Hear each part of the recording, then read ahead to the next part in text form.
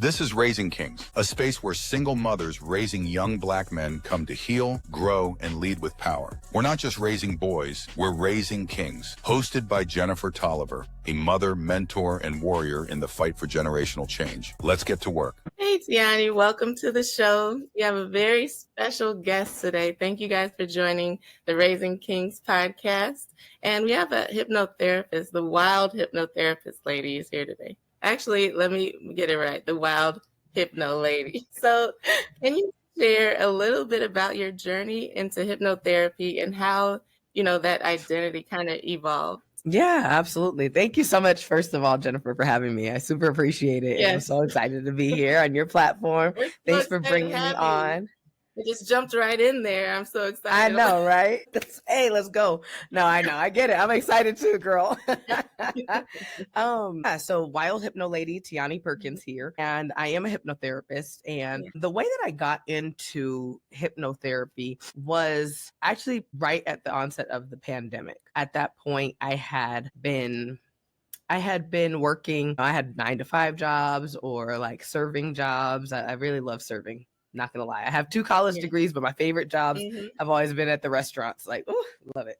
So anyways, at the time, obviously the pandemic, I couldn't do that, right? There's no restaurants open. So I couldn't go back to serving. I had just had our 3rd baby. Honestly, it was a perfect time. They were sending out the stipends. They were sending out some money and stimulus checks and stuff to be able to sustain while we're staying at home. And I thought it would be the perfect time for me to do some self-development at the time. So I actually had never heard of hypnosis or anything. I was really just looking to improve myself. For people who know about our backstory, my husband and I had been homeless for like up to 2 years, like close to 2 years with our newborn daughter when we, right in the beginning of our relationship. Oh, wow. And it was the hardest thing I ever went through in my entire life. Living in a car with a newborn baby. She was only 6 weeks old. My husband has his, flaws and addictions and all types of stuff. And navigating that world together in a car with a baby, like not knowing we were going to sleep. It gave us a lot of trauma, at least for me. I can't speak for him, but it gave me a lot of trauma and some stuff that I didn't realize I had to work through. So I got into hypnotherapy on accident. I just kind of ran into it in terms of, just Googling self-help stuff. And I started it on my own as the client, right? Like I went and searched out hypnotherapy to help clear some of the stuff that I was doing, but it was so powerful. And I was like, whoa, damn, this is really fast. Like this is really cool. Wow.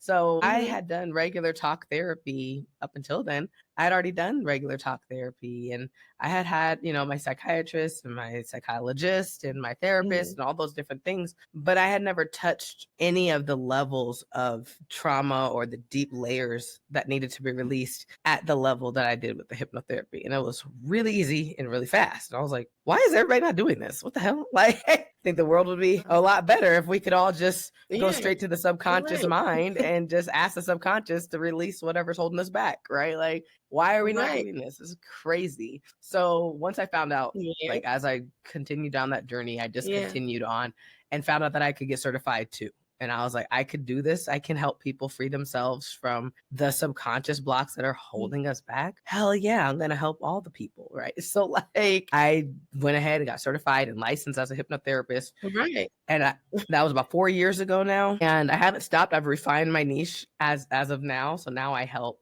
business women to bust through their money blocks. So their money ceilings, their money blocks, things that are stopping them when it's not a strategy issue. So that's essentially what I help people do now. But, hypnotherapy is good for so many things. So hopefully that answers your question. A little long-winded, but, so I'm with a slightly long-winded lady. The 6-figure businesswomen you work with, what patterns are you? Sorry. Yeah, it does. There's a little lag here. Sorry. So, no, you're fine. Can you hear me okay? I can now. Can you hear me? You can? All right. I have a great editing tool, so we'll be okay when we get to it.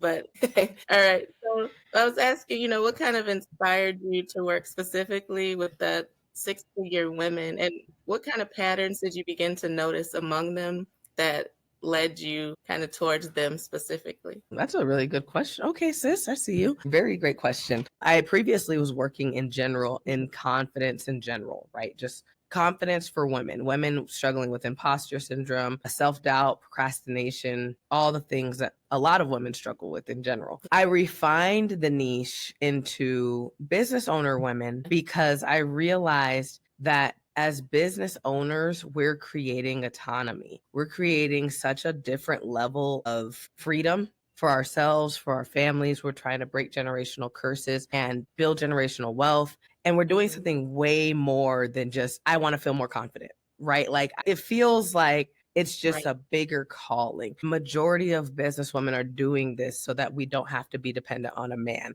so that we don't have to be victims of our life, right? For a long time, that's been the narrative for women, right? For a really long time, you need a man to open a bank account, all that stuff. So historically speaking, we've been in that space of not having that freedom, autonomy, or independence financially or physically. And so I understand that for a lot of women, our businesses is that true freedom, that true power.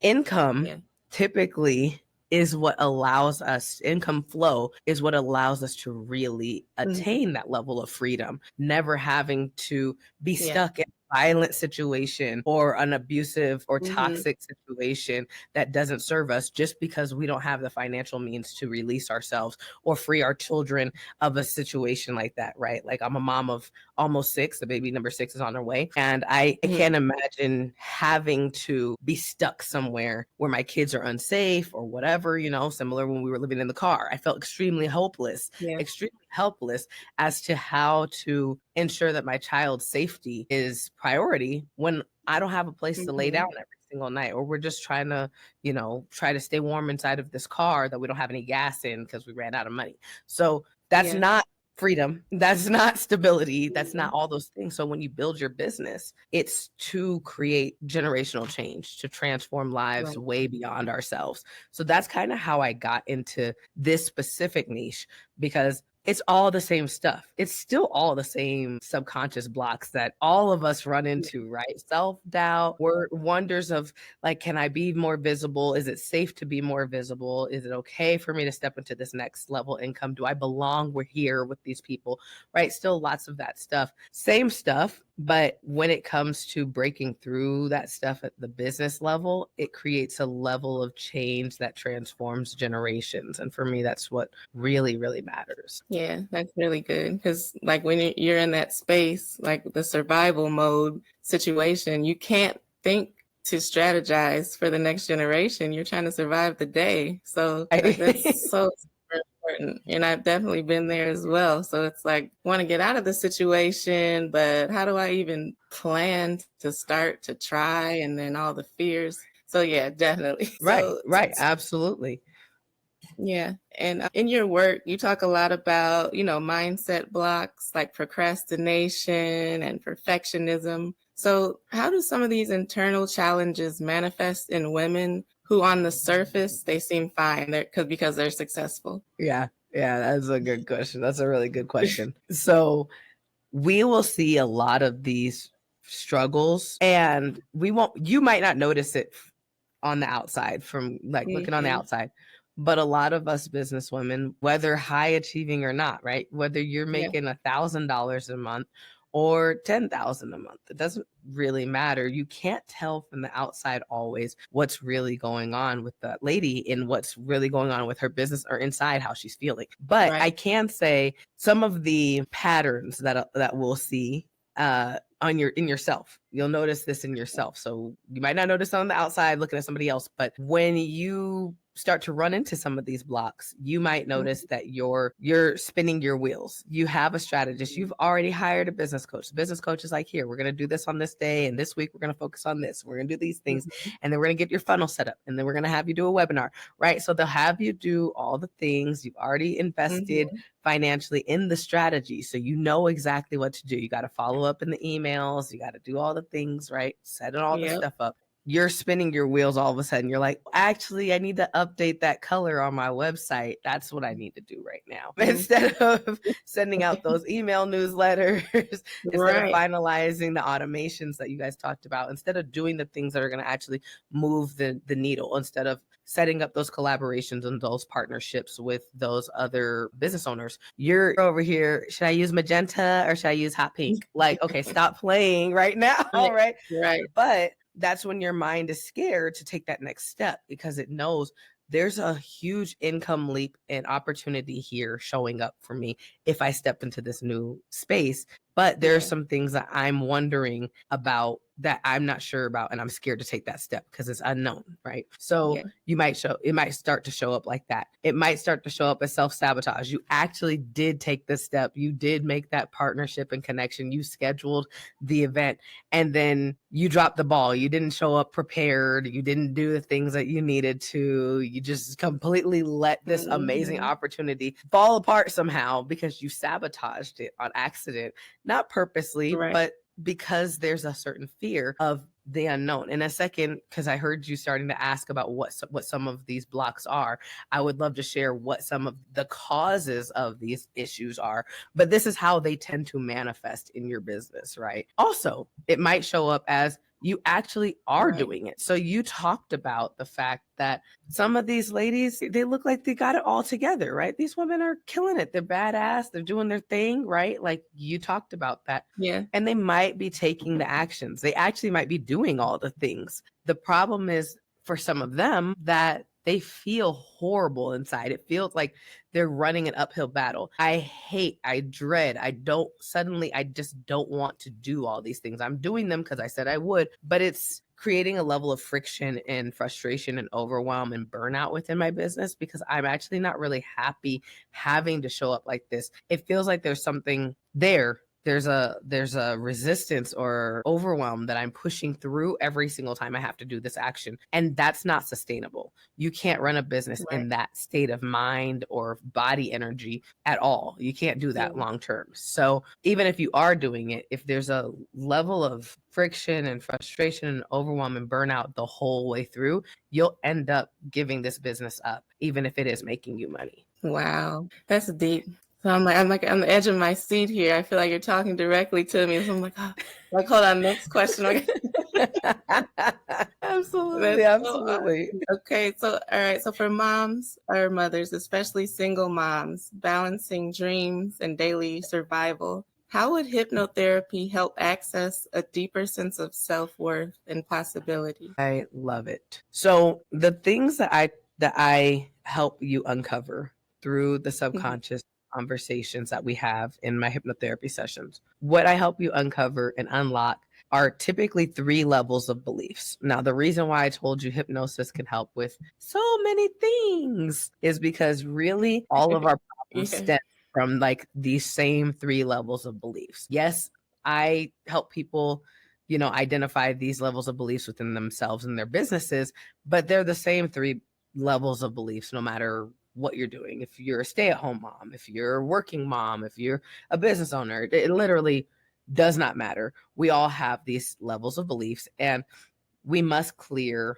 these beliefs at all 3 levels in order to truly find freedom and happiness within. First things first, I'm going to just point out what those 3 levels of beliefs are, and then I can talk about how hypnotherapy helps you to release these issues, right? So, the 3 levels of beliefs. The first one's super common. Everybody knows this one. This one is the levels, your beliefs about yourself, right? Like, I'm not smart enough. I'm not skinny enough. I'm not pretty enough. I'm not strong enough. The beliefs that you have about yourself, right? So I don't know if I can do this. Am I strong enough to raise my kids? Am I strong enough? Am I worthy of a loving partner? I've never had a healthy relationship. Maybe nobody will ever love me that way because it's me. Something's wrong with me, right? So these are thoughts and issues that raising kids, especially if you're a single parent, these are the things that you might be thinking about each day, right? And you don't realize that you're perpetuating this belief, but life might have taught you that you're not worthy of whatever,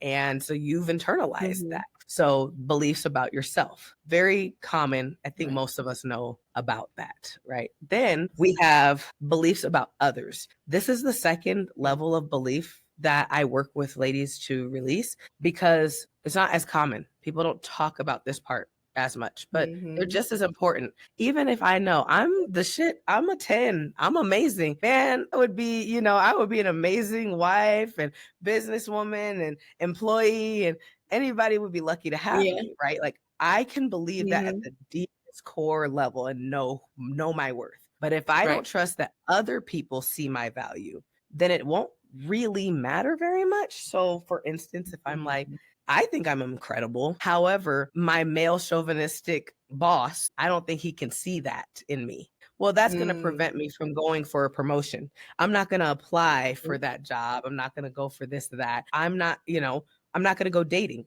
I don't think that men value women who have children. So Mhm. I can't pursue dating because I'm going to get a shitty guy. He's going to be like, doesn't appreciate me. He doesn't value me because my belief about other people, about other guys who are in the dating pool, they don't want somebody with children, right? So if I believe that, Yeah. I'm not going to pursue dating. I'm not going to look for a really amazing man and try to pursue him. I'm not going to go out. I'm going to stay in my house and just wait for somebody to just drop into my living room somehow. Like, Hopefully the mailman's cute.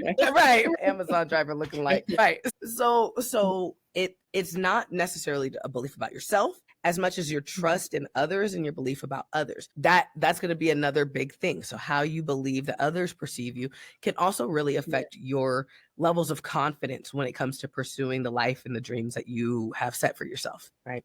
So number 2, belief in others. The final one is general beliefs That's about really life. good. Oh Before yeah, you yeah. Go ahead. Yeah, yeah, yeah. Yeah, I was just gonna say before you move on, that is so deep. The number 2, your beliefs about what others think of you, because that will literally box you in to not achieve anything, no matter how much you've put forth in your life, no matter how much you've tried and learned and accomplished. Yep. It's for other people to witness. And if you believe that they're going to have a negative reaction to what you're presenting, then you're not going to present it. Or you're just You're going to not going box to. yourself in. So that's really deep. I just wanted to stop there for a Right? second. I appreciate that you understand the depth of that one, because I Yes. really think it's the second level. Like it's a deeper level. Mhm. You can do all It the is. self-work, you can stand in the mirror and talk yourself up and do all that and be really solid in yourself, but when your trust in others isn't there, it's extremely limiting, and then you don't even know why you're not taking action. You don't Yeah. even realize it's other people I don't trust. Damn it. Like Yep. that's what it is. I trust Yep. myself. It's them I don't trust. And when life is all about partnerships and collaborations and working together, that's all life is, right? Like, yeah, you got to be solid in Yeah. yourself, but a lot of life is just connecting with the right people and having the right people in your Yeah. circle. Maybe if you don't have that trust level there, then it's going to be really hard to progress forward. Yeah, there won't be a circle. You're always saying Right. like, all I got is All haters or everybody's hating on me, then you're gonna perpetuate that continually through your life. you So are, and then so you're going to deep. forever feel so lonely, and you're going to be like, what's going on? Yeah. I'm open. I love people, but you don't know that they love you. And that's the hard part right there. So for sure. For sure. Yeah. I appreciate that So landed. That's number yes, it 2. resonated. Number 3 is going to be number 3 is going to be beliefs about life and the world in general. So this is just going to be just Mm. beliefs about things. So this could be that the world is heading to hell in a handbasket, right? The world's like we are, Mhm. the robots are taking over, the aliens, the AI, Right. right? And we have Mhm. like life itself is just horrible. We hear from our parents all the time. Right. Back in my day, this and this. Nowadays, Mhm. y'all don't have no this and that, right? Like we hear all these things, and what we tell ourselves is that the world's getting Mhm. worse and worse at the moment. There's literally no point in even trying. Like in our minds, our mind decides, well, if everything's going to shit, then we may as well just Yep. not try. Like, why would I try? The Yeah. economy's all messed up, For economics, politics, even music. Music's horrible these days. yeah. Like they can't do nothing Right. right? Like everything's Yep. horrible and poor Yeah. quality, right? Like you just So have to we sit in your house. perpetuate these beliefs, right? We believe it. Mhm. We believe in our minds that like it's gotten really bad quality, and it's Mhm. just so much. And if you have those beliefs, you're not going to pursue living at the highest level, right? You're just really not. I actually had that issue with traveling. I used to love to travel back in the day. Like, oh my God, you couldn't stop me. I'm on a plane. I'm going somewhere to a different country. Woo woo. Yep. You know, I've lived abroad. I speak multiple languages. Like I am very well traveled. After a little while, after having my kids and stuff, and after being homeless and all that stuff, like I started to realize I had kind of assumed a lot of those negative beliefs about the world and the climate. So because of so much climate change focus that we talk about, I was like, oh my gosh, the climate is fucked up everywhere. And I will travel to what's going to end up happening. I'm going to go to Japan. I'm going to travel there. There's going to be a tsunami and I'm going to die. That was like, I from the travel queen, like I love traveling. I no longer wanted to go and experience life anymore because I was like, no, if I go, then, you know, because we've let the whole world go to shit and we've done all this terrible stuff to our climate and to our earth. The earth is fighting us back and it's gonna, you know, punish us. And I can't leave this little bubble that I've created for myself or found this one little area here in my little state where it doesn't get a lot of natural disasters. I can't leave. I have to stay here. I was limiting myself. I was limiting my kids. My kids can't go travel the world. Like, that's not okay. That's not, you cannot be living in this little bubble here, right? So the bubble of fear. Yeah, you know what I mean? Like, I had to release that and I had to realize, you know what, the universe has got me, God's got me. And if it's my time, it's my time. But I actually think that I need to release that because I probably will attract bad stuff to happen to me if I keep going around with that thought process. I may as well just be like, I'm divinely protected everywhere I go. And if I believe that at the deepest core of my heart, right, then I can travel freely and I will be divinely protected, which has been our experience, right?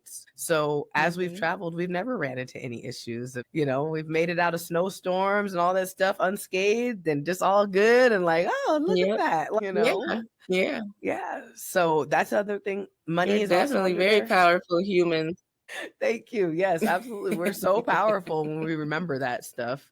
But I was going to say money is also under that belief about life and beliefs about the world in general. So beliefs about money, you know, money is the root of all evil, or, you know, if you desire, you know, it's greedy to desire more than you need. Like, well, I'm doing decently. I'm not living in a hut like they do in other countries. Like, do I really need more money?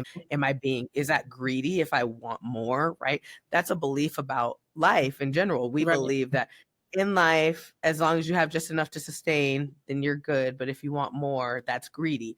That's not a belief about yourself per se. It's just a general belief in general. Like, okay, maybe I should just be grateful for what I've got and not try to rock the boat and go get some more, right? So that's also going to be there in terms of your beliefs about money. That's going to be under the beliefs about life and the world in general. Okay. Those are really good. I think I got all of those going on. That's what I was saying. I'm like, usually we have to clear all three levels, right? So to answer your question, which was, you know, how does hypnotherapy help somebody to become the best mom that they can be? How can this help in terms of their mindset and all of that? As you just realize, just knowing what the levels of beliefs in themselves, that already is enough awareness for you to start making some changes, right? Like, just like, I hadn't thought about that, right? And just reflecting on what are my beliefs about this and this, and where am I limiting myself in those areas? So in terms of how this stuff helps you in terms of being a better mom and being able to show up, when you free yourself of these subconscious limiting beliefs, you show up in your most empowered space. I cannot tell you how much more open and just happy I am as a human being after I've been doing this work. You know, just releasing at the subconscious levels. The work is never done. We're always working on ourselves. New blocks and new beliefs show up as we expand. But it's such a different level of trust and love for life that I have now, and that I can show for my kids. I can show my kids a different version of life that I couldn't tap into before. I didn't know what the problem was. I didn't know why life felt so limiting, but it was because I was having so many different limiting beliefs under all these different levels that I didn't know. Yeah.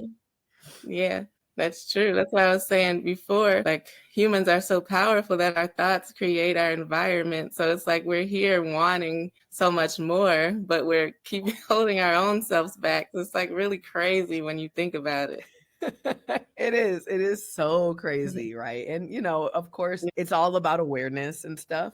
But honestly, as we just continue, I think the biggest thing is just committing to becoming your best version of yourself, right? Like, it's great to make good money. So, growing up, that's what I was taught, have a great job, get a good, career that's stable, that you can move up the corporate ladder, up the upward mobility, right? Get a good education, have a good credit score, all these things. I was taught that's all that mattered. I never learned about work on your mindset and try to, like release limiting beliefs so that you can tap into a different level of internal power and universal connection. Like nobody taught me that. Why would anybody say that to me? That's crazy. But honestly, that's how you get all those different things. Like I realized I was trying so hard. I was like pushing a boulder up a mountain. It felt like trying to reach all those goals because I had so much stuff holding me back internally. And so I was focused on the external pieces.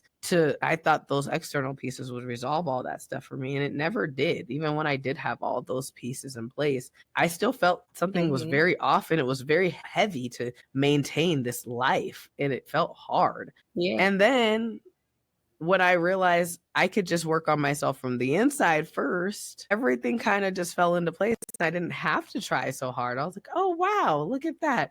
Money just fell into my lap. I got some new clients. Oh, snap, a new car? What? Like, like things that I would have had to work so hard for before and, figure out how to do this goal and that goal and do all these things. And I got to work every single day and go really, really hard and try super hard, because that was also one of my beliefs. My beliefs about life is that you got to work really fucking hard if you want financial freedom. That was a belief about life that I did not know was not true. I knew I had that belief because I thought that was true. I'm like, oh yeah, of course I have that belief. You're not going to get anywhere if you don't work your ass off. So like, good luck. But it wasn't true. That's not my experience. Right. That's the only reason why it's true is because we believe it so deeply. Yep. Exactly. So I realized I did the reverse and I worked internally, and I realized that my abundance actually came really easily once I thought, oh yeah, abundance comes really easily. As long as I am happy and I'm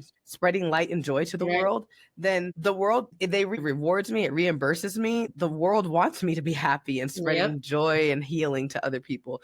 And that was a belief that I just switched over to after doing this work. And it became true. Like literally, the more joy I step into, the more lightness and the more fun that I have with life, more good shit just happens to me. I'm like, what? Oh my God, I'm on a game show. Yeah. Oh, I forgot. I got to go on a game show. It was super dope. And I was like, I'm on Hulu. Like if you go to Hulu, it's a show on ABC. Yeah, it was so cool. I got to meet a couple celebrities. Yeah, I can. It's called $100,000 Pyramid. So $100,000 Pyramid. And the host is Michael Strahan. He's a Hall of Fame football player. And I got to meet Lonnie Love was my teammate. I don't know if you know who Lonnie Love is. She's a little comedian girl.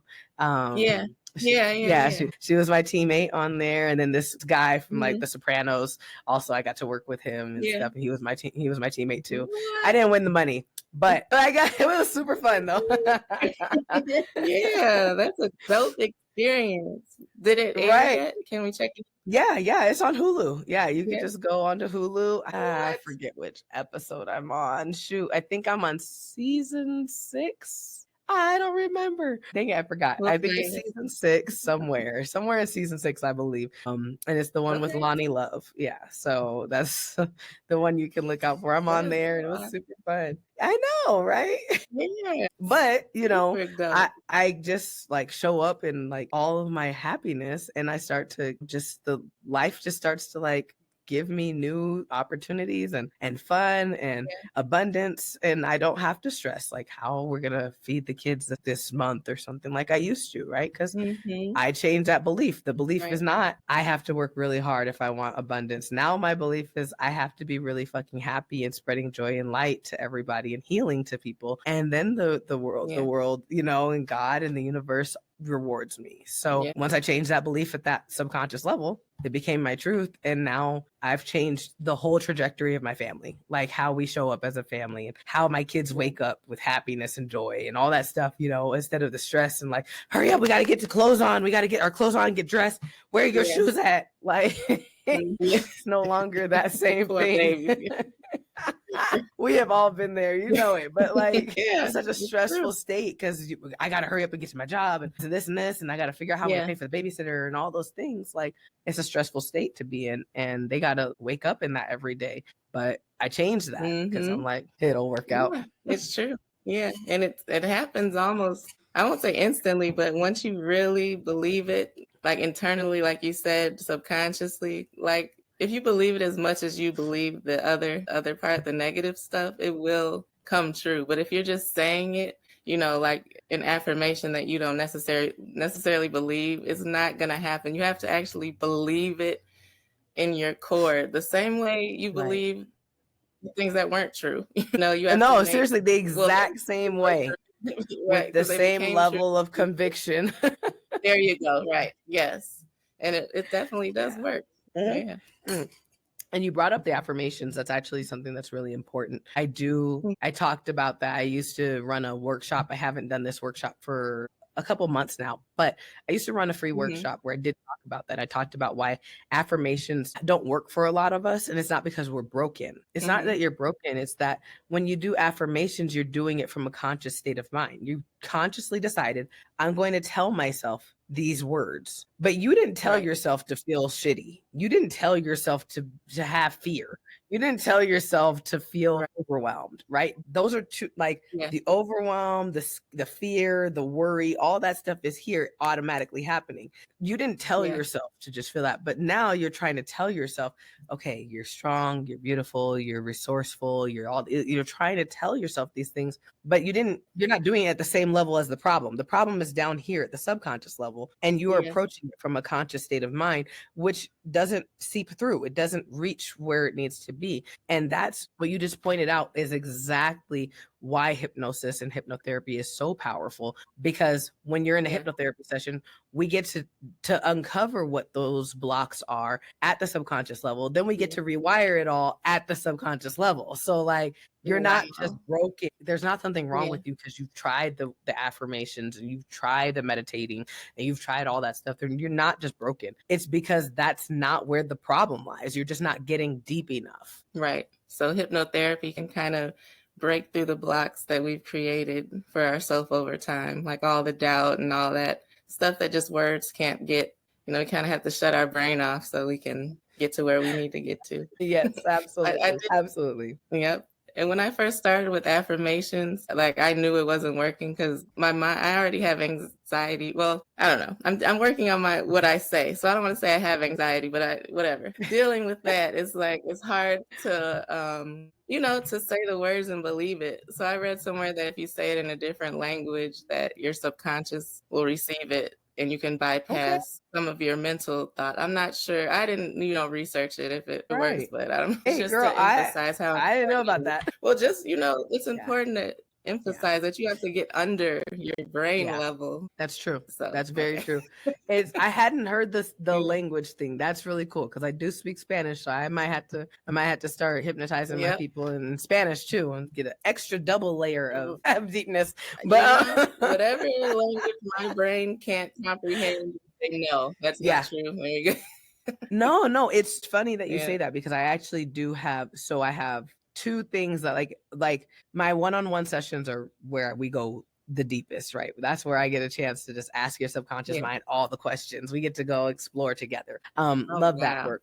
But if like, for instance, somebody buys one of my hypnosis audios or like something that I've created previously, something that's just like a self-help type of tool. I have Yeah. 2 types of things. So there's the hypnosis one where I'll send you into a little light hypnosis and get you into the beta brainwave state where your mind is a lot more malleable and receptive and all that stuff. That's the scientific side of things. So I'll send you down into trance like that. But there are still some people who are a little resistant, and their minds are so strong and so powerful, and they don't like to release control. Some people are like, hypnotize me and fix my shit, and that's fine. And their mind just naturally goes with it. There's other people who want that, but they've experienced stuff in life where they don't have a full level of trust. I don't want to just turn over my, I don't know about, like, their body doesn't feel fully safe to just release control and to allow that state of mind to actually occur, to get into the beta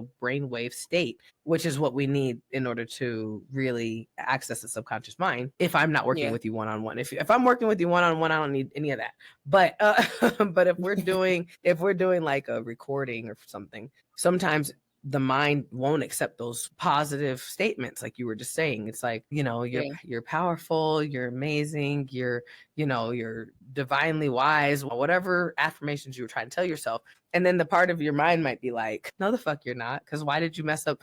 How'd you get fired from that job then? Exactly. So then if you're so amazing, how come you're still struggling with your weight? If you're so, then it's like, okay, look. And then you got the other part of your brain telling you, no, that's not true. That's not true. That's not even true. Right. So that's the part that you were just talking you're about. You're just arguing with yourself for the whole time. Right. Exactly. So that point that you just made is actually really valid. And it's why I'm working on currently, I'm creating some subliminal audios as well, because subliminals are really powerful as well, where you can't hear the affirmations that are coming through. Your subconscious mind can. It's slow, it's seeping under there, but you can't consciously hear it. So it just sounds like beautiful music. It's calming. But there are affirmations embedded into the audio. There are positive statements embedded in there that your brain can't consciously reject because it doesn't know it's taking it in. So what you just finished saying is actually very true. I hadn't done it in another language, but it's the same concept. No, It's the same so concept. Much needed. That's so dope. Like, especially because they're doing it, the enemy or whatever. There's people doing these subconscious things in music to affect us negatively. Using it negative. We can go ahead and add, we can throw these in our playlist. At least maybe we can balance it out, right. to get some healthy subconscious in our mind. That's true. Is so it's very cool. true. That's so dope. Yeah. Yeah, absolutely. Awesome. I love that. I'm so proud of you for that. Thank you. So we talked about the last one, the third mental blockage was the money, right? And we went over how we get through those blockages. Awesome. Yeah. So yeah, absolutely. Because I wanted to make sure we get it all. Okay. So before I go on to the next question, I want to make sure we're good on that one. So what would you say that one of the biggest mindset lies women tell themselves, and how do you help them break that? What is one of the biggest ones? I would say this one's a tougher one. I don't even know what level. This has to be the level of self-belief, beliefs about self. Probably one of the most, I think it's like 2 in 1. I don't know how to describe this. I'm going to do my best because they kind of come together. As they might be 2 separate ones, but they also might be intertwined. I would say there's one of them is just that I just don't deserve A, B, and C. I don't deserve love. I don't deserve money. I don't deserve good shit. I don't deserve whatever goal, that job, like whatever the goal is, I don't deserve it. That one's necessarily need to come from any particular experience. I mean, it's usually a culmination of experiences and people who have tried to teach us that we don't deserve it. But it'll be like I'll ask you, Jennifer, like, hey, do you believe that I can set my goals and attain it? And you'll be like, of course. Go, girl. I got you. I will be right here rooting for you, right? And it will, it's not, you're not faking it. You believe that to your deepest core. You're like, go for it. You'll make this happen, right? Like, there's no question. You don't even know me, but you would believe that. You don't know anything about me. You don't need to know my track record. You don't need to know anything, right? You would just be like, yes, you can absolutely make that shit happen. Yeah. No matter how hard it is or how much time it takes, Yeah. you keep going because you'll bust through there and you're going to get that. You're going to go on the other side, right? Like, there's no question. You don't need to know anything about my history. I could tell you about my history. I could be like, we were bankrupt. We were living in a car. I robbed a bank one time. I could tell you anything. And you would be like, that's okay. That's in your past. You probably learned so much stuff that's helped, that now you're getting to a place where that was when you were young. You didn't know this and this. Now you know how powerful you are. You would believe so many powerful, positive thoughts about me, no matter what I told you. You would genuinely deep down believe it, right? You could help me create a plan how to get there, right? Like, boom, we would be rocking and rolling. But when it comes to you, then all of a sudden it's like, yeah, but what? What? That's crazy. I never thought about it like that. It's so true. It's like, wait. So like in my sessions with my clients, I ask them, I'm like, okay, do you believe that everybody deserves abundance and happiness and love and all this? Of course. Okay. Does that apply to you too? Right. Well, logically speaking, I know I should feel that way. I just don't. That's what I always hear. Yeah. I hear it all the time. Wow. Like, they're like, I mean, yeah, I guess technically I'm included in that. If everybody deserves that, then that includes me. I am a person. But I don't feel like I deserve it. And so we tend to have to uncover what's going on under there. And like I said, some of that can be a combination of things. Some of it might be, well, my parents were rich, so I should have to struggle like some of the other people. It shouldn't just come so easily to me. No, that's not fair. There's people who don't have anything. So there's some people who feel too blessed. Like, I've had too easy of a life, so I don't deserve it because I haven't suffered enough, right? Then there's other people who have suffered way too much, and because of the suffering, poverty. Right. Like, you don't have to do that. There's no like, you don't have to deserve abundance for it's your divine right. You're right. We don't have to earn it. Yeah. Sometimes there's people who haven't had enough suffering. There's other people who have had too much suffering, and that taught them that they don't deserve it. Well, if I deserved it, I should have it by now. Like, then why does life show me that I'm not worthy of it then, if that's the case? If that's the case, then why have I had all these bad things happen to me? If I really deserve it, apparently I don't, right? So then life has shown them the opposite. And then, like I said, there's just random little things, and each person has their own reasons why they've developed this. So I can't tell you immediately, like, oh, Jennifer, it's an inner child problem. It's because you don't, you got to hug your inner child. It's because your mommy issues or your daddy issues. Like, I'm not going to be able to discern where it's coming from each time, because it's going to be very specific to your mind and your experiences, right? But I can say it's usually a culmination of different experiences in life or beliefs about yourself, the others, or the world, right? And another thing I can say I also recognize that I think contributes to this and the deservingness is self-forgiveness. I feel like women are really hard on ourselves. We don't forgive ourselves very easily. Like, I still to this day, like, there are some things that I'm like, why are you still thinking about that? That shit was in 4th grade. What are you doing? Like, what are you, why are you thinking about, right? Like, if you don't move on, nobody knows that happened. Like, you know it. But no, like, seriously, you can hold on to things for so long. Like, I remember I had it bogged me down forever because I grew up Christian. So my mom raised me, in a Christian household. I went to church, all that stuff. But I also grew up very, very, very Black. So it's like, we're going to go in this store. Don't touch nothing. Don't look at nothing. Don't ask me for nothing. Right? Like, the spiel, but when you get into this store, right? And so like, that was it. And so I never asked my mom for anything ever. We went to the store, but there was this little toy. It was like one of those little, like a little plushy toy thing. I don't know, whatever. Some little toy. And he was so cute. And I knew I couldn't ask my mom for it. So I put it in my pocket and I stole it. And I had to be like 5. I was so young. Right. See, ooh. Do you know how long that sat on my conscience? That sat on. I forever thought that I should not have money because I stole this thing, and that was my punishment for stealing this thing. She never found out. She actually saw me playing with the toy several times, but she didn't know where I got the damn toy from. She didn't know. I don't know where she got that thing You from, got right? She's not insurance for thinking that in about the that. stores. Right. I know. Right. As a kid, though, I think I'm going straight to hell. Oh my No, I God, know. God's punishing me. Right. Yep. So I held on to that for so long. Now, that's obviously something very Mhm. trivial. That's an easy one to get over, right? Like, of course, as I grew up, I could just Yeah. rewire that. But I didn't even realize how long I had even held on to that belief and felt guilty about this damn Right. toy that I Yeah. thought You gotta somehow know God how was to going to punish me. rewire it. Right, right. And so, you know, Yeah. on a more practical scale, I've had clients where, for instance, one of my clients was afraid of responsibility. She was like, I'm so scared of like taking on this next level. I want higher paying clients. I want VIP clients. I want them to pay me high ticket. I want A, B, and C.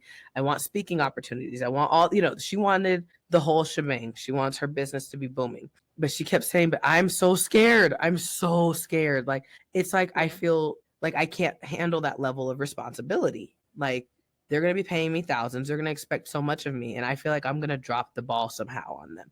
I'm not going to deliver to the level that I need to. So we did our session and talked to the subconscious mind, and I did all the Mhm. stuff. And what came up for her was that there was this time when she was like 9 years old and she needed this dress. She's Indian. And so this was in India. And there's like this specific type of, I guess there was like this event, and she needed a specific type of like dress, you know, a formal dress, very expensive dress. And her best friend was like, you can borrow mine to the event, just bring it back. So she wears it to the event. She's so grateful. It's beautiful. It's amazing. The event goes really great. You know, she brings the dress back home and she needs to return the dress to her friend. So wonderful. She's trying to be a good friend and trying to be a responsible friend, responsible, good friend. She decides, I'm going to put it in the washing machine so that I can make sure it's clean for her.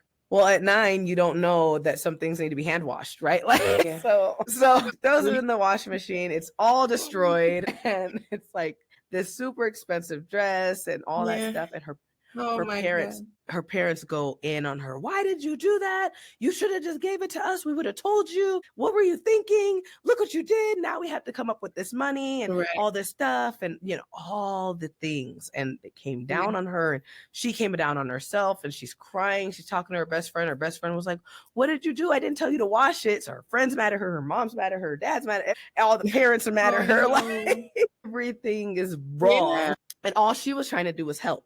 Like, what did that teach her little 9-year-old self? What did she learn as a truth about life on one of those levels, right? Or all of the levels? Who knows how these different levels showed up in her life of the beliefs about herself. I'm a fuck up. And even when I try to help, it ruins things. And, you know, I'm incapable of managing responsibility. Like, whatever beliefs that she then created for herself, that is something that now is showing up as she's a 35-year-old business owner. Like, why the hell would that show up? And she didn't know it was there. It did not immediately show up. That wasn't like the very first thing she came to me for. Hey, I can't forgive myself for this thing that happened when I was 9. She did not know why she was stuck about this feeling of I can't be responsible. It took us some digging at the subconscious level before that emerged, right? And so we were able to talk it out at the subconscious level, and her subconscious was able to give her the wisdom that she needed. As now that she is an adult, she understands that, like, things like now we can rewire those beliefs, because you're gonna fuck up. Don't try to approach your business like, I'll never make a mistake. You can't approach it that way. You're gonna make a mistake. You're gonna make several mistakes. You're gonna drop the ball, and you're gonna fucking be fine. How you learn. That's the part. That part is the part that the subconscious didn't know. The subconscious was trying to avoid mistakes, trying to continue to be perfect, and try to, you know, prevent her from ever upsetting anybody, which is never going to happen. But now that she's an adult, she does know that, and she can tell herself at the subconscious level, actually, it doesn't matter. You're going to piss off some people. You're going to disappoint some people. Not on purpose. Some people, you might do it on purpose. They might deserve it. Most of the time, it's not going to be on purpose. And it's okay, because life goes on. It's not that big a deal. For the most part, you're going to make a more positive impact than negative impacts on people's lives. Like, in general, when you come with the right heart and pure intentions, and you master your craft and you do well at your business, you're going to probably make a lot more positive change in lives than the negative ones. So we're not going to stress too much about the couple of blunders that we have. And her subconscious mind was able to help her understand that now, from an adult's perspective, and at that subconscious level. So it's not still holding her back. Right. That's amazing. Yeah. Where do I start to do all the things she's doing? All the stuff. What's coming up for you? No, it's so mind-blowing. Same thing. I do hypnosis sessions all the time on myself, right? I'll call one of my colleagues like, hey, where do I sign up for a session? You know, can I book in with you? Blah, blah, blah. Because even as I've done so much of this work at the subconscious level, we have a lifetime full of things that are coming with us. So it's always something else under there. And do you ever go into past life regression type stuff, or do you mainly just deal? I do believe in that. So I believe in all types of crazy stuff because I'm a fucking nut. So I grew up Christian, as I told you, went to Christian school and all that stuff. But I've always been really open to other beliefs and all that stuff, right? So I don't believe just that this is our only lifetime. So I think when I've done a past life regression, I've done a few. My understanding from my experience, it might be completely just in my head. So this might not be actually true, but I have lived 156 lifetimes, I think was the lifetimes that I've had, 156 different lifetimes. And my husband and I have been together for like 144 of them or some shit. Half the time we're doing great in those half the time we're doing really great in those lifetimes. The other half we're a complete mess and we're just fighting the whole time. So like, we're that's about how our real life goes too. Like what? It's a super love crazy. I had the same in past lives. Like I'll be like, a little variety in there. It's like the same spirit this whole time. Like lifetime after lifetime. There's no variety. I guess we have a lot of we have a lot of karma to freaking work through or something. I don't know. Right. Some of the lifetimes I was like, oh my God, my baby, he's so amazing. That's my familiar soulmate. And then other times I was like, get me away from him. He's the devil. I hate him. So those are the two sides. And like I said, in real life, that's exactly how I feel about him. Sometimes I'm like, right. So I'm like, we have some energy clearing that needs to happen, apparently. Some stuff that needs to be worked through. Essentially, I meet the client wherever they're at. Wherever you're at. So if you believe in that, sometimes you will I'm not going to send you into past life regression. I don't control what happens in the session. I'm not going to guide you to, okay, now float away to this cloud and go down and close your eyes and do this and this. I used to do that. I used to guide the session and be like, okay, tell me what you see in this scene. Let's go back to some memories. I did used to do that because that's how I was originally trained in the first method that I learned of hypnosis and hypnotherapy. But then I learned that everybody differently. So I need to work with the way your mind works. I can't, if that's not how you comprehend your experiences, it's not going to be very effective. So I just ask questions. I'm like, okay, so tell me more about that. Well, it's like really purple around me. It's really purple around you. Okay, I don't know how we got to purple because all I asked you was, what's the problem? And but some people comprehend the way they conceptualize their issues, right? Like, I don't have you close your eyes. I don't send you into hypnosis. No, nothing. I do a very casual approach. I speak to the subconscious mind, but your subconscious mind doesn't know that it's happening because of the same reason that you mentioned before. Right. So that way your conscious mind can't come in and try to take over. Sometimes I'll get people who literally say that. They're like, there's like an apple inside of my throat. And I'm like, okay. I don't know why that's coming up for you. Some people are like, oh yeah, this memory from when I was a kid happened. Boom, that's nice and straightforward. But then there's other people who are like, it's like this really giant boulder right between me and my goals, and I don't know what to do with it. And that's how they conceptualize their problem, right? I don't know how you're going to conceptualize or comprehend or visualize or feel what's coming up for you. So I try not to jump into that. So some people they'll be like, they will tell me, it just feels like this is all coming from lifetimes ago. It feels like I've been dealing with this for lifetimes. And I'm like, okay, tell me more about that. And then we explore a little bit more, and then we'll go this and this. Okay, so, let's discuss what happened in that lifetime. Where's that coming from? It's like I feel like a mermaid or something maybe I was a mermaid in my last life. Okay, cool. Was it hard being a mermaid? That would be so cool. Yeah, right. And I gotta ask questions like, was it hard being a mermaid? Was your life easy? Were you like struggling, or did you like it? You know, and then their mind will tell me, they'll be like, it was really hard. There's always people hunting us and this and this. I'm like, oh man. So what did you learn from that? Well, I learned that like life is just fucking difficult and somebody's always after you. And like, that's the belief right there.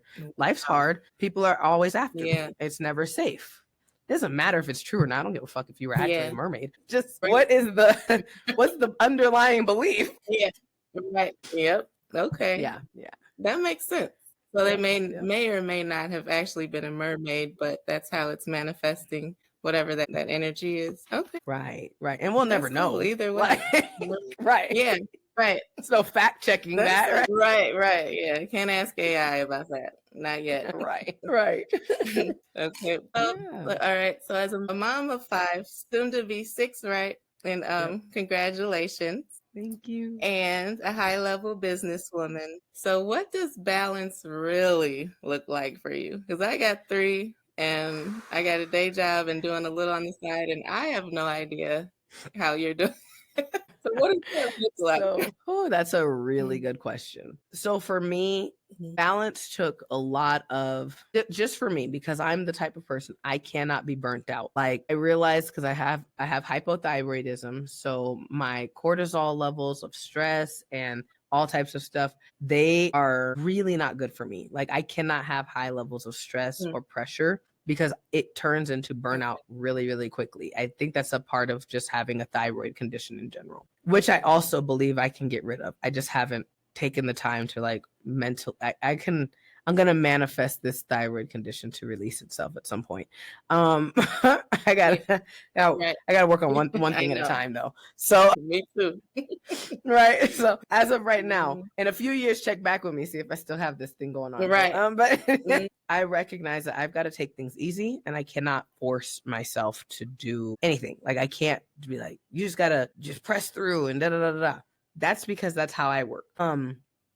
I've done human design. Have you heard of human design? No. Enlighten me. Okay. I'm going to try to enlighten you. I don't understand it super well, but it's kind of like how you would do like one of those in-depth astrology reports where it's like your rising moon and your this and this and your Saturn and your all that stuff. Right.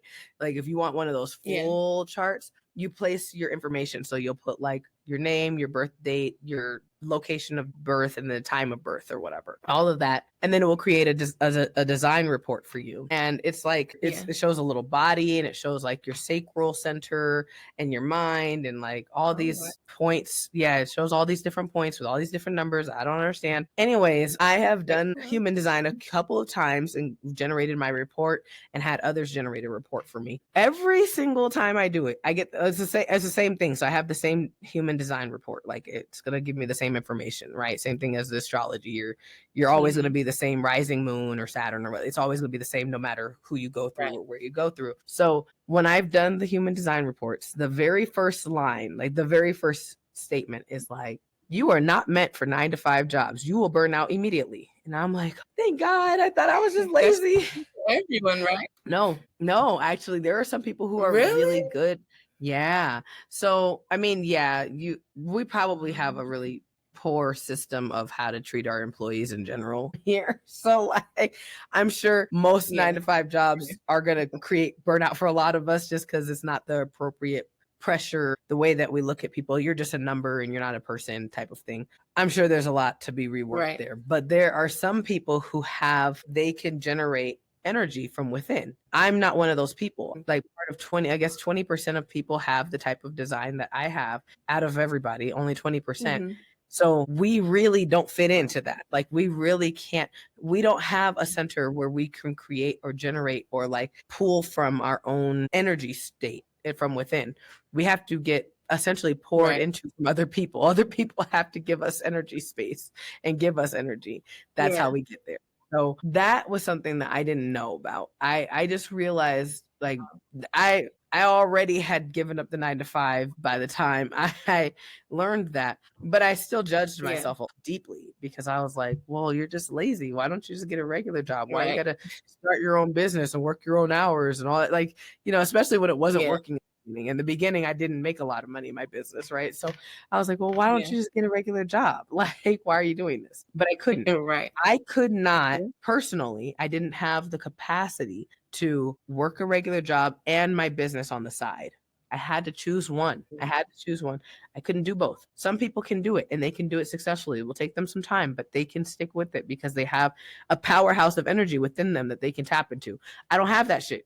I just like burn all the way out. And I just can't. I can't do it. So for me, balance took a lot of self-forgiveness and self-acceptance because I had to work within my capabilities. So I don't know how everybody should balance their schedules. I can only tell you for me, I'm not a morning person. So if you ever have to book me, you're like, oh, how do I sign up for a session? Right? If I actually sent you my calendar as a client, like if you're one of my clients, you'll notice there are no times available to meet with Tiani before 11 a.m. my time. If you're on the East Coast, that's cool because you're 2 hours before me. So 9 a.m.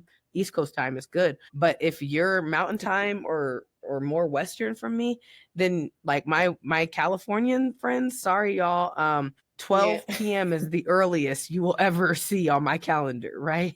And I got a lot, but I go all the way up to like 10 p.m. I don't mind doing sessions up till late. I stay up really late. I love it, right? Like I'll stay up super late. I'm a night owl. I love that. So for me, that works because I just set up my calendar that way. Now that the baby's due in a month, I don't work on Fridays. So you got Monday, Tuesday, Wednesday, Thursday from 11 a.m. to like 9 or 10 p.m. Thank you for making an exception. No, your time was right in the middle of the day for me. Like this was right in the middle of the day for me. This is right in my regular hours. It's Friday though. Oh yeah. It is Friday. You're right. But you know what I mean? Like I had to let go of the expectation that I should work every single day or I'm lazy if I don't or whatever because I couldn't do it. And I'm like, well, I need to show up as a mom still, and I still need to be able to show up for my clients and I need to have the energy. And I had to learn to accept my deficits, quote unquote. I don't know if it's a deficit or a strength. Maybe it's great that I'm a night owl. I don't know. Right. I do a lot of stuff at nighttime. When my kids are asleep, I record all types of shit. I'm like, cool. I get a lot of content that I get to knock out, and I get some hypnosis audios that I can make and all types of stuff because everybody's asleep. Exactly. So I can't judge myself. So I had to learn to just balance. Like to me, balance is whatever works for you. It can still have order. You don't have to be completely chaotic. Like you can still have a schedule, but just allow yourself the freedom to redefine what success looks like to you and how you're meant to actually achieve it. Yeah, that's so dope and so cool. Yeah, I'm hoping that helps you as you're thinking, like taking time to like, am I really working in my strengths and weaknesses? Am I really doing this and this, or am I trying to force things to be a way that I think that they're meant to be because that's what I've seen and that's what I was taught and all of that, right? So for me, once I realized that I couldn't do it all, then I had to work on the inner beliefs that I could make things work in my weird hours. Then I was like, okay, well, I can't do a 9 to 5 and a business, so I need to choose one. I choose my business. But then I had to work on the beliefs that I could actually make this business sustainable and that I could, even with my weird ass hours and weird sleep schedule and weird all that stuff,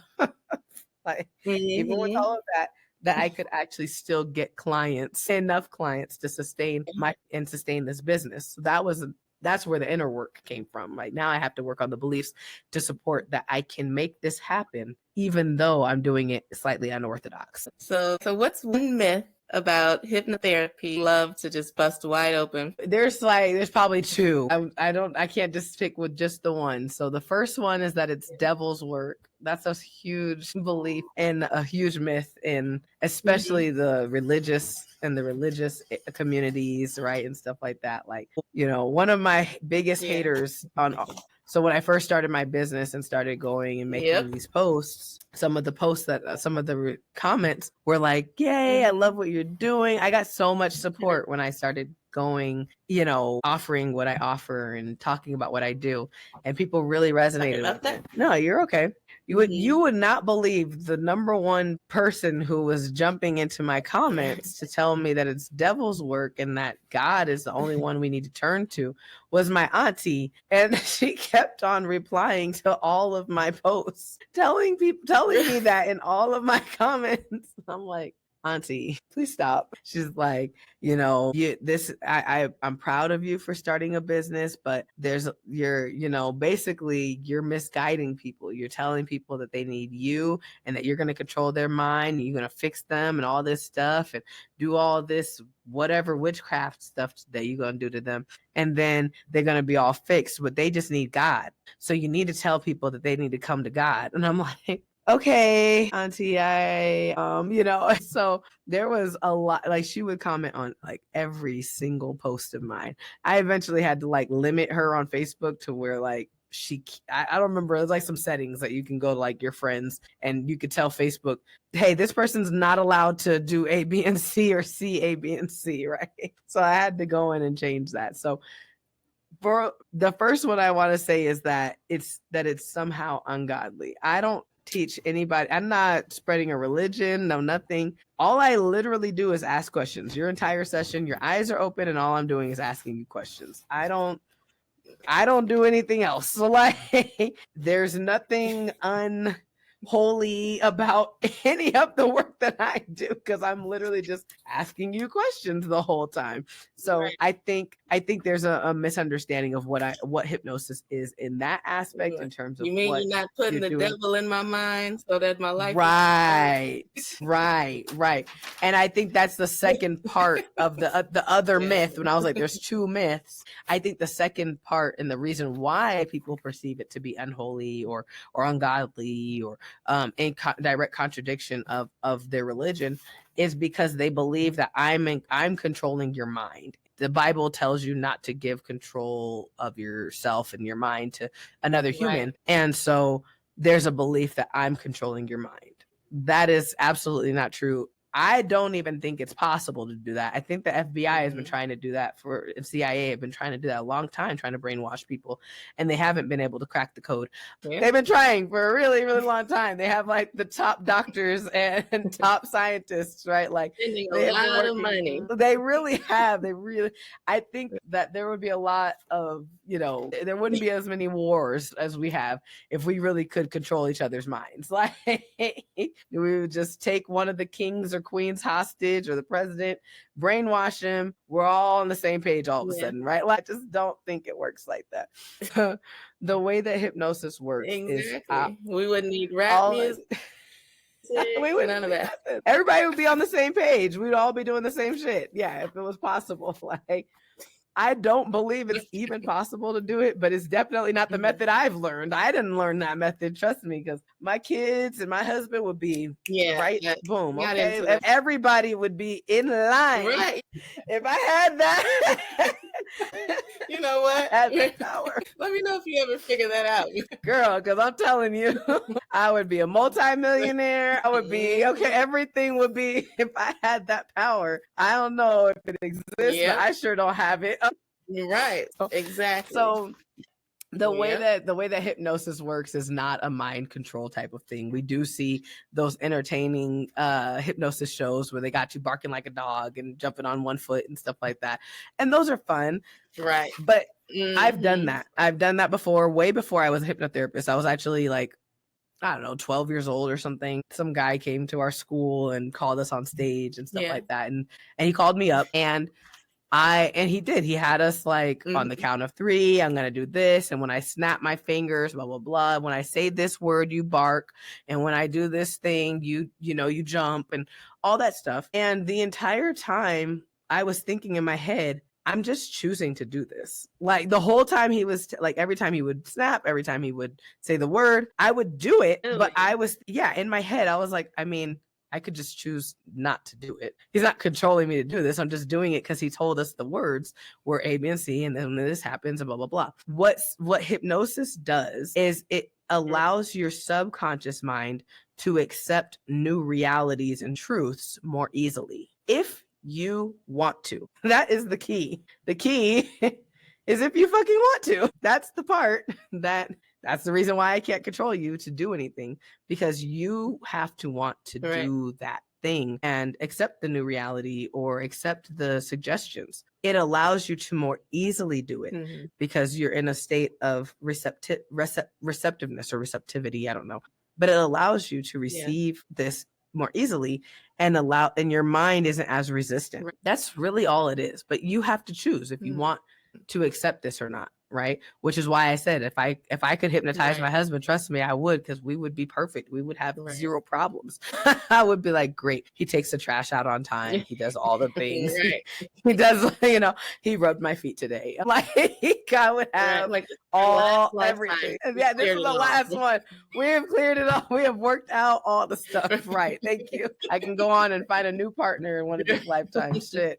Experience something else. Right. But like, he would have to want to do that shit. Like, no matter how much I tried, like, I could sit there and, get him to like zen all the way out.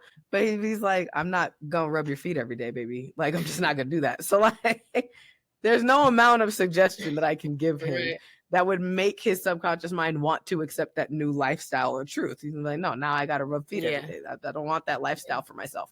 So I'm not doing that. So like, that's not something that he would likely receive even in that state of mind. Right. The reason why the work that I do works is because most of the people who come to me genuinely want to release their limiting beliefs, right? They want to release it. So that's why they're receptive to the like, that's where those beliefs lied. And now their subconscious mind is rewiring things for them, because they're like, well, I didn't want to, I didn't even know I had that belief. Let's let go of that shit. That's not helping me. Right. Because they want it. They want that. So that's why I just help you access it more easily. So that's all that is. Right. So I would say the second universal laws. Absolutely it is. Or agree to it. You do 100%. So the two myths would probably be, it might be one and the same. Mind control, unless you want to be. Exactly, unless you wanted to. And so the two myths are probably one and the same. It's mind control is probably the bigger umbrella here. It's mind control, and because it's mind control, it's unholy or unreligious or whatever. Right. But we're under mind control regardless in America, so you might as well get the good version. It's so funny that you say that. That is literally what we learned. That's literally what we learned in our hypnotherapy schooling, is that I'm not really hypnotizing you. Really? I'm hypnotizing you.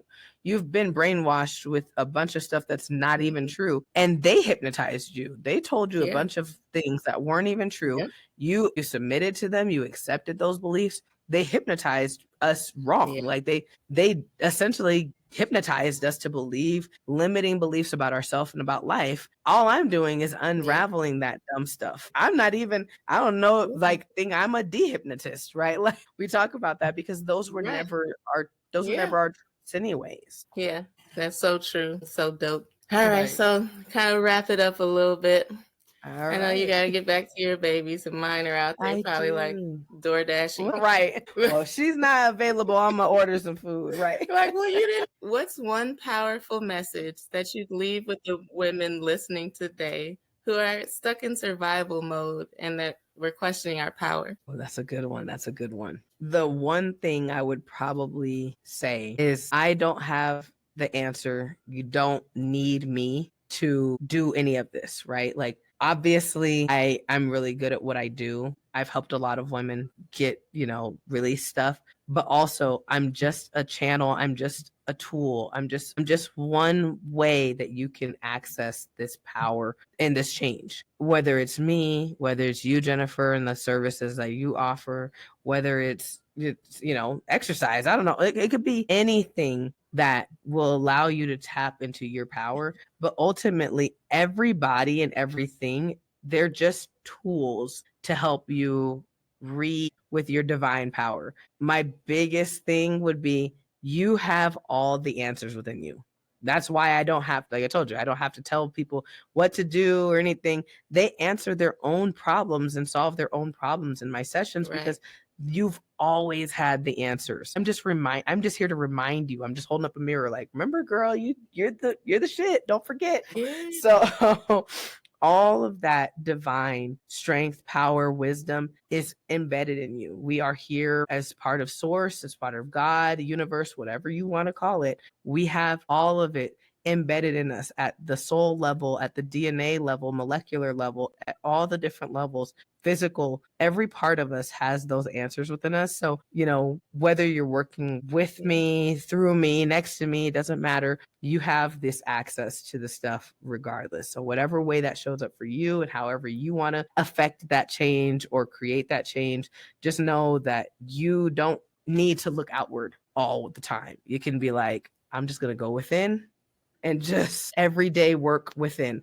It doesn't matter. The answers are always within ourselves and within our divine access. Wow. Awesome advice. I went like, this has been such an awesome conversation. I usually cap it at 45 minutes, but I just couldn't stop. So for me and for everybody listening and watching, where can we find you? Like, where can we link up with you?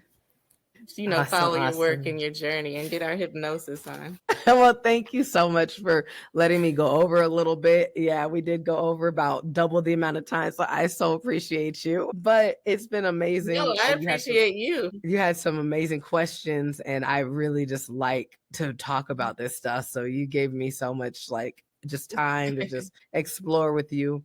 And to find me, you can find me. So my website is wildhypnolady.com. So hypno, HYPNO, like half of the word hypnosis, wildhypnolady.com. And so you can go on there, contact me there. I also have a free roadblock decoder, is where I go a little bit further into those self-beliefs and the roadblocks that we run into and the invisible blocks that are underneath each of those beliefs that I was talking about, the 3 levels of beliefs. It's free. It's on my website. You can go download that to help you get to the 6 figures if you're stuck there, or to double your income. So that's on there, where I talk a little bit more about that. And also, if you're on social media, you can find me on all of the platforms under Wild Hypno Lady. My handle for all of them is Wild Hypno Lady. Facebook, TikTok, Instagram, LinkedIn, all of them. YouTube, Wild Hypno Lady. Awesome. Well, I'm going to put all those, all that in the comments is to contact the Wild Hypno Lady. And this has been like a mind-blowing episode. I'm so intrigued, and I can't wait to do my own hypnosis. A little bit nervous. I don't know what might show up. I know, right? Exactly. Oh, Lord. Yeah, I can't wait either. You're going to be blown away. I already know. I already am. Well, thank you so much for an awesome conversation. And we'll definitely be connecting with you soon. All right, my love. Thanks so much, Jennifer. You go get those babies. Thank you. Thank you very much. I know you too. And thank you everyone for watching another episode of Raising Kings, and you have a great weekend.